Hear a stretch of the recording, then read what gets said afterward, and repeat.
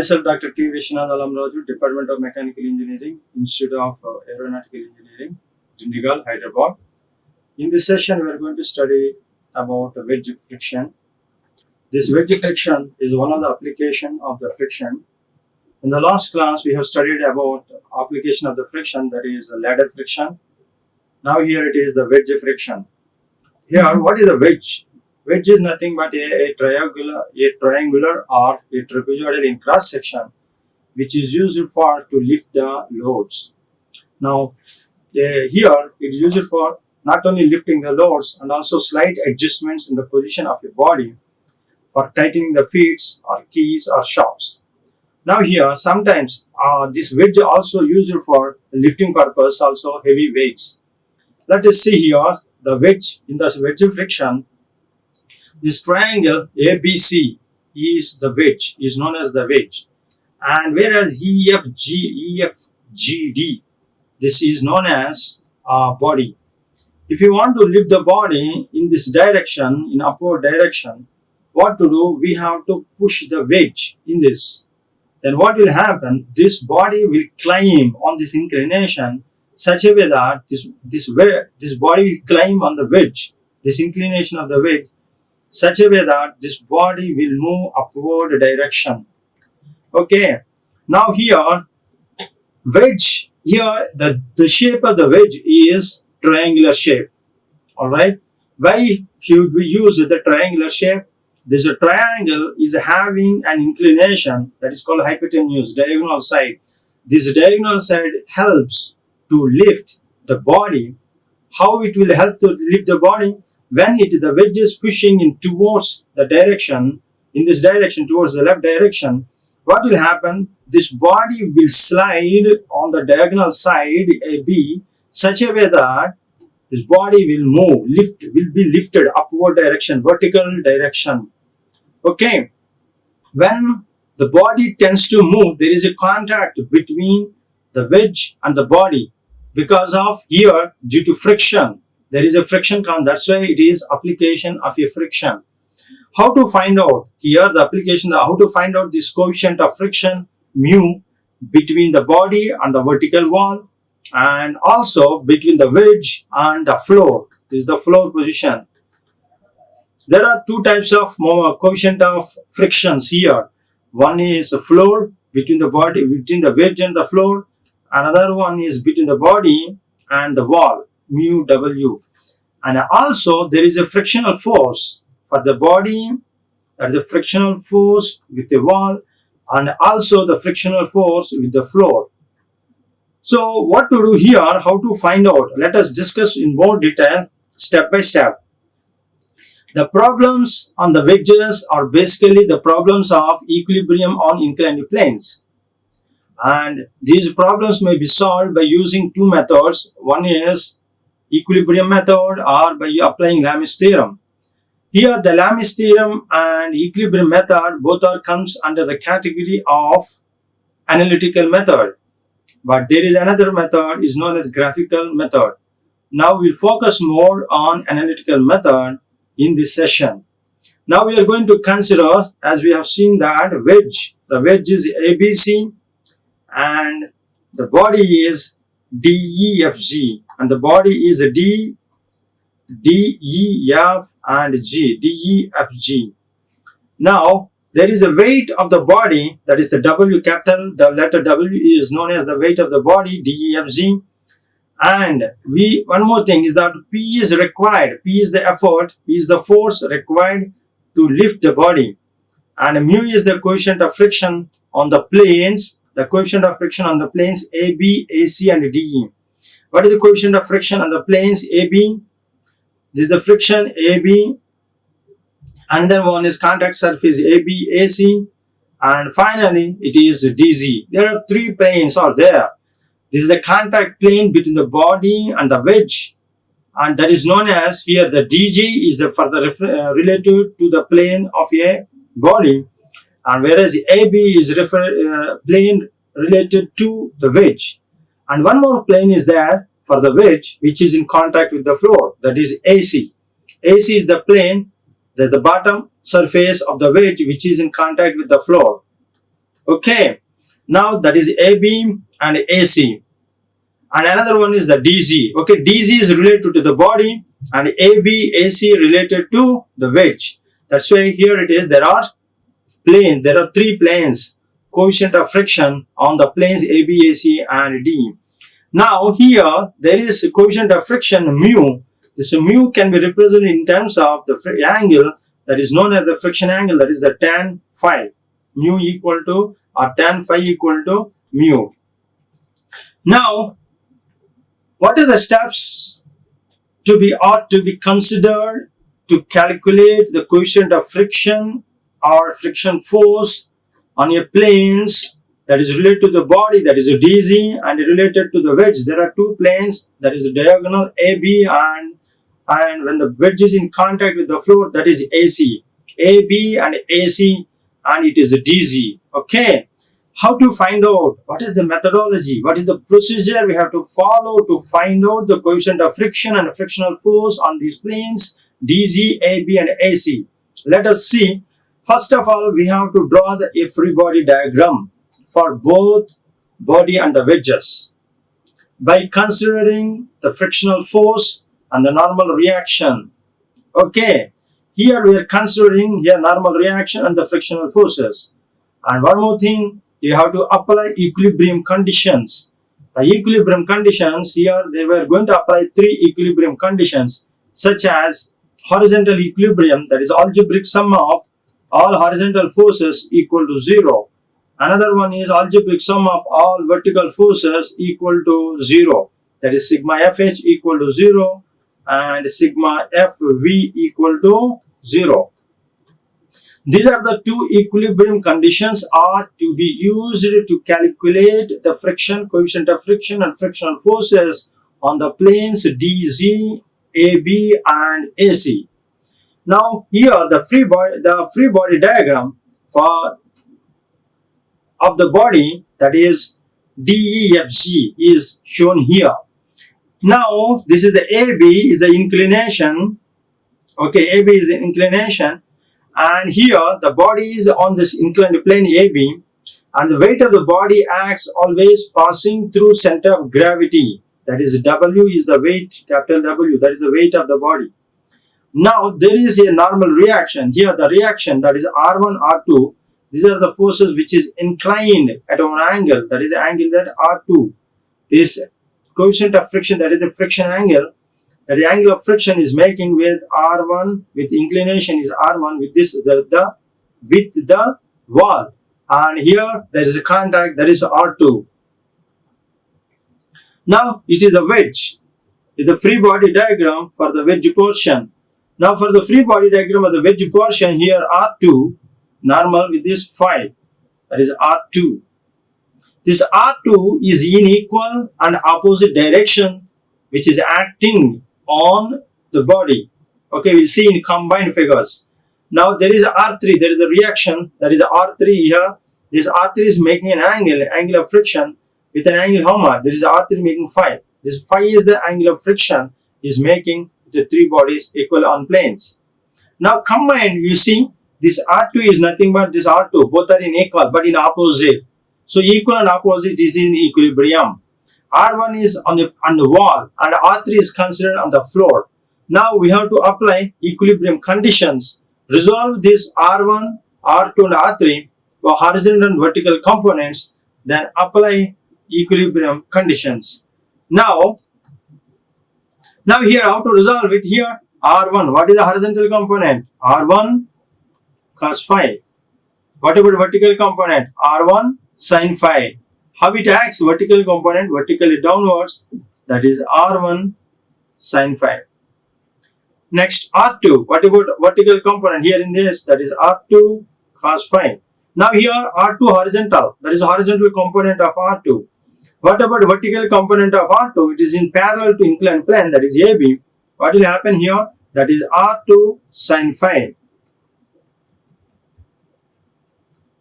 Now here it is again R2 cos phi, and vertical is R2 sin phi. Next R3 cos phi resolving. Next, another one is R3 sine phi. This is R3 sine phi. These are the resolved components. Now with this we have to apply sigma FV and sigma FH. What is sigma FV here? It is normal to the inclination, and sigma FH is parallel to the inclined plane. We have to make it algebraic sum. So how can we understand? Okay, we can understand this concept by solving a problem. Let us see a problem. Here, a block weighing, that is 1500 newtons, overlying a 10-degree wedge on a horizontal floor and leaning against a vertical wall, is to be raised by applying a horizontal force to the wedge. Assuming the coefficient of friction between all the surfaces in contact to be 0.3, determine the minimum horizontal force required to raise the block. What is the minimum horizontal force required to raise the block? That is the P. Such a way that, what is the minimum force is required? Such a way that the body begins to rise. What is that force? Here it is not asking the maximum force. Here it is asking the minimum force required. Alright. Now as we solved here, there's a parallel to or horizontal and inclination and vertical. If we make it these forces, okay, we get the here sigma FH equal to 0 as I mentioned, and sigma FV equal to 0 vertical forces and horizontal component, algebraic sum. Now here, what is the direction here? The significance of the direction is that horizontal, that is the positive in this direction, is the positive, negative x, the positive y upwards and the negative y downwards. Alright. Now here, the weight of the block is how much? Weight capital W equal to 1500 newtons, and angle of the wedge alpha equal to 10 degrees, and the coefficient of friction between all the four surfaces, that is a mu equal to 0.3. What is in terms of phi? That is 0.3 mu equal to tan phi, or tan phi equal to mu, or mu equal to tan phi. That mu is 0.3, that equal to tan phi, whatever phi equal to tan inverse of 0.3. Then what is that angle? That angle of friction is that 16.7 degrees. Now this is a wedge. Completely, by considering the data, if you draw the diagram, the figure looks like that. It seems to be here, the way it is shown figure here, that is 1500 newtons is the weight of the body, and the wedge. Here wedge weight is not given because it is a negligible weight. Now the R1, the angle of friction calculated as, that is 16.7 degrees. But the wedge angle given here, that is 10 degrees, that is DEFG, and ABC is the wedge and DEFG is the body, that is having 1500 newtons. Now draw the free body diagram.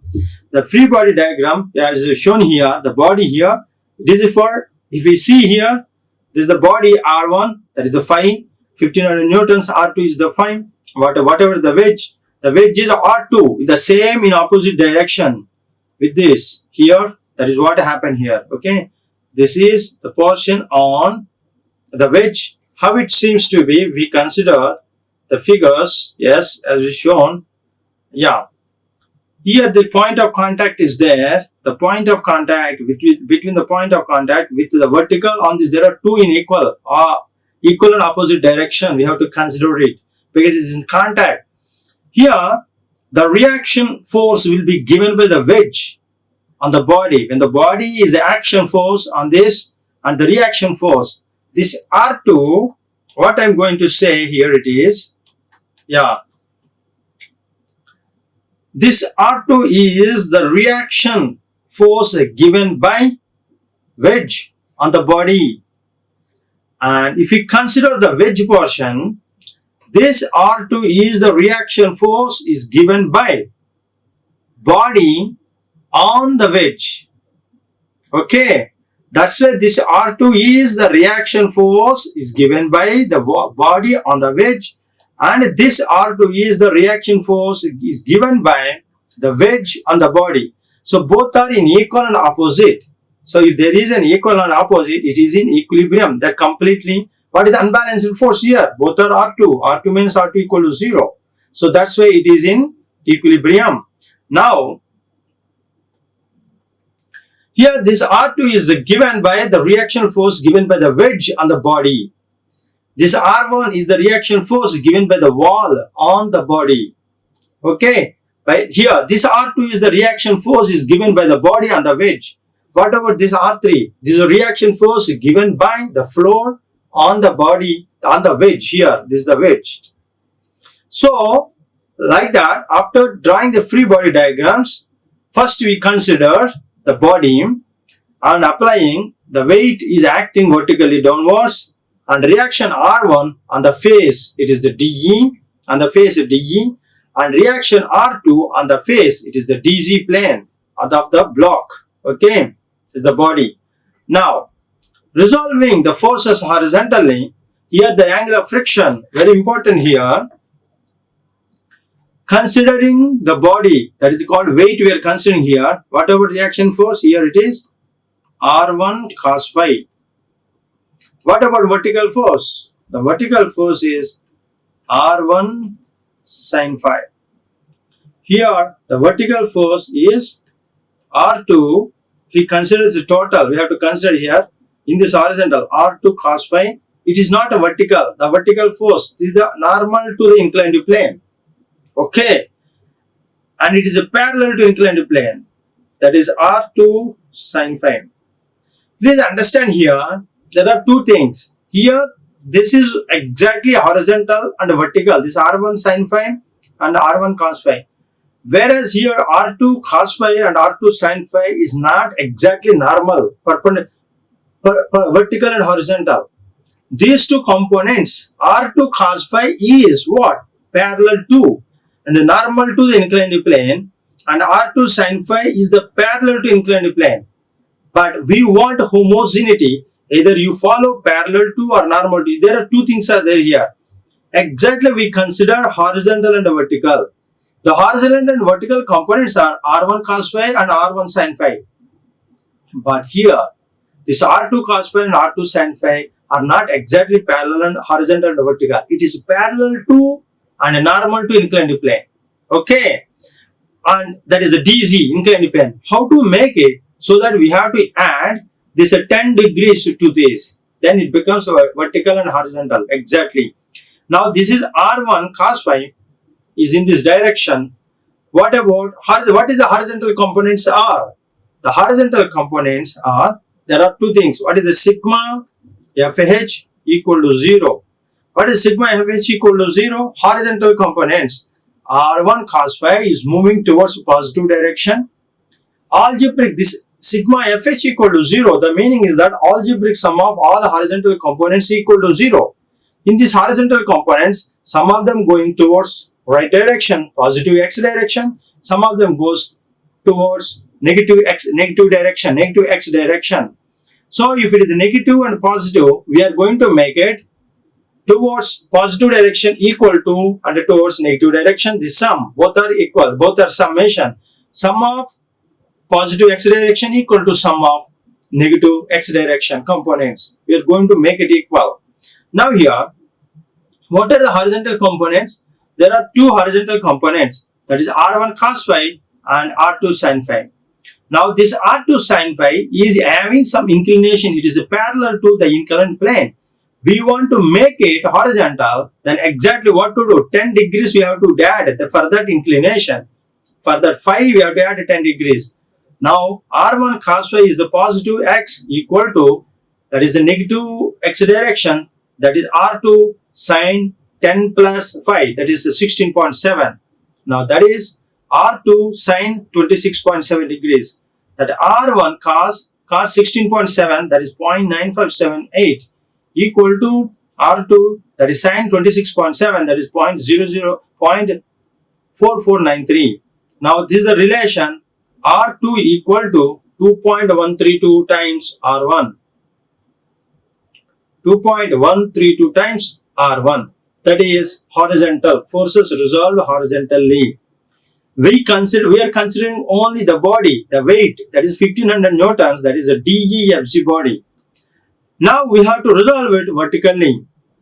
Now what is the resolving vertical forces? Vertically upwards equal to vertically downward forces, that is sigma FV equal to 0. Okay, that is R1 sin phi, that is the downward forces equal to, that is negative y direction. Sum of negative y direction equal to sum of positive y direction. That is also equilibrium condition. Now here, what is the resolving vertically downwards? Where that is vertical downward R1 sin phi plus 1500. R1 sin phi 15, that is sin 16.7 plus 1500 equal to R2 cos phi. That is R2, what is the cos? 10 plus 16.7.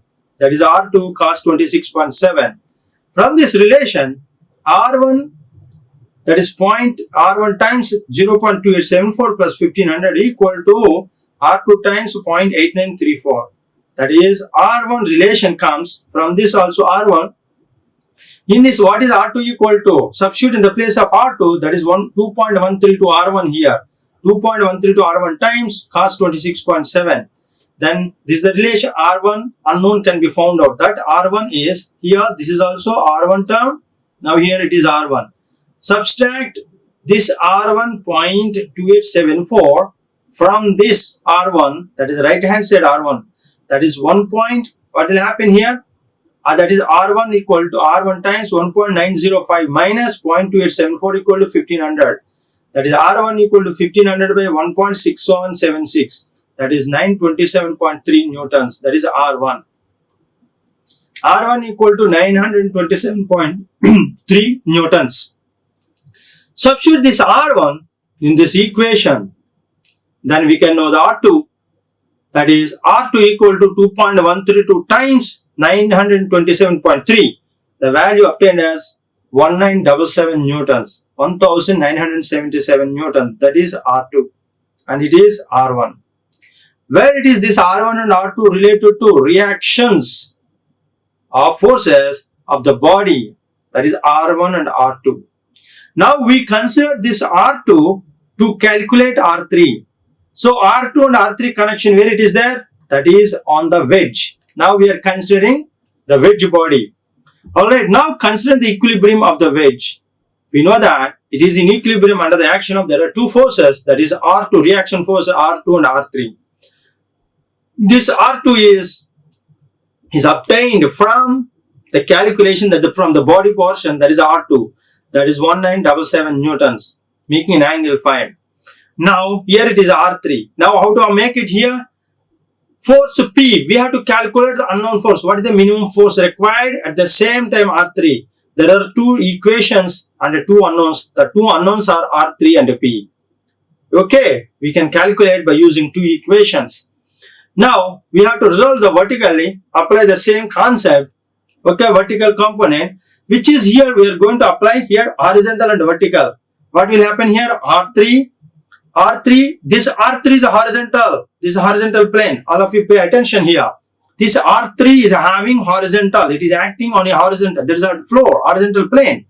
Whereas this R2 is not a horizontal plane. It is acting on, this is a reaction force on inclined plane. For R2 component, we have to add 10 degrees because inclination is the 10 degrees. Now for that, resolve it. What is happening here? This normal to the inclined plane, that is R2 cos phi, and parallel to the inclined plane, that is R2 sin phi. This is R3 cos phi, and here it is horizontal component is R3 sin phi. Sigma FH forces vertical here. Now they started vertical forces. First now what will happen? What is upward direction? What is the vertical forces? R3 cos phi upward equal to downward forces. R3 cos phi, that is cos 16.7 equal to R2 times phi plus 10 degree, then it becomes vertical. Exact R2 times, that is 1977 times cos phi means what is the phi here? 16.7 plus 10 degrees. We know the R2 substitute here. From this what value comes? R3 can be calculated. That R3 is 1844 newtons. Okay, that is R3 equal to 1844 newtons. Now we have to go into resolve horizontally. What are the horizontal forces are? That is R3 sin phi towards positive x direction, and one more is there towards negative x direction, that is P. Another one is R2 sin phi, 5 plus 10 degrees. Okay. Then what happens? This is towards which direction? Positive x. So sum of positive x direction forces equal to sum of negative x direction forces. Now there are three force components are there, R3 and R2, R3 sin phi, R2 sin phi plus 10, that equal to P. Now P equal to R2 times sin 10 plus 16.7 plus R3 times sin 16.7 sin phi. Now we know R2 and R3, substitute here, and the effort, the minimum effort which is required can be calculated. That is observed here. Substitute R2 and R3 here. What is the R2 value here?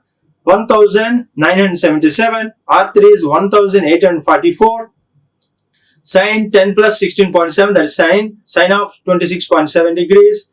And sin 16.7 here, then sin substitute here, that is sin 16.7 degrees equal to 0.2874. Whereas sin of, that is 26.7 degrees, that is comes under as 0.4493. The total summation and calculation, if you do it, the minimum effort required is 1418.3 newtons. P equal to 1418.3 newtons. That is the minimum effort required to lift the body. If you apply the effort to P, this 1418 newtons. 1418 newtons. Here 1418 newtons required.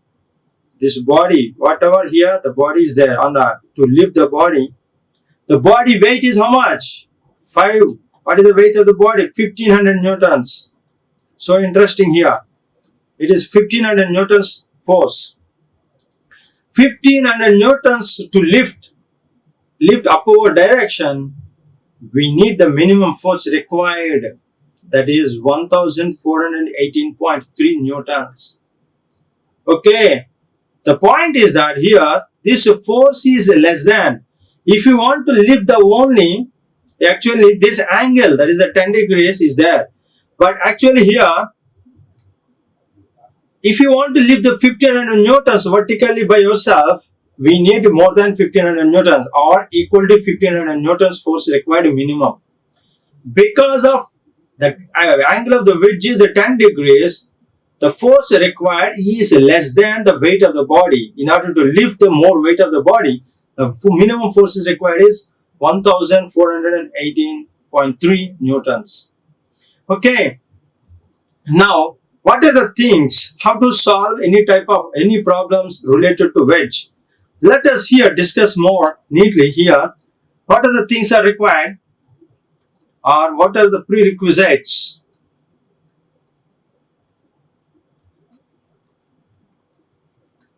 Or what are the prerequisites to calculate this wedge friction problems? The prerequisites is here equilibrium conditions, that is the module 1, that the equilibrium conditions.